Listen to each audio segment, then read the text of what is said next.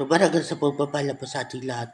Para sa ating pangaraw-araw na talata, tayo ngayon ay nasa Genesis Kapitulo 24, versikulo 45 hanggang 48.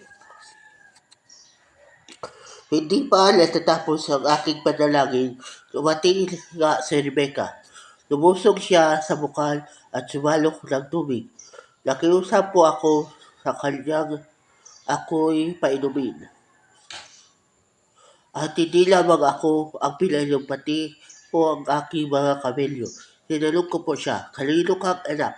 Ang sagot po'y kay Betuel na anak ng mag-asawang Nakor at Milka. Kaya't kinabitan ko siya ng hikaw sa ilong at sinulutan ng mga pulseras. Pagkatapos ako'y nagpatira pa sa lupa at sumamba kay Yahweh, ang Diyos ng amo kong si Abraham, pagkat pinagtubayan niya ako at inatin sa tahanang ito. At dito ko nga nasumpuhan ang dalangin dapat mapangasawa ng kanyang anak. So dito po sa passage na to, ikinuwento ng alipin ni Abraham doon sa pamilya ni Rebecca na humihingi nga siya ng sign at ganun nga ang ginawa ni Rebecca. Kaya nasiguro niya na si Rebecca nga ang magiging asawa ni Isaac.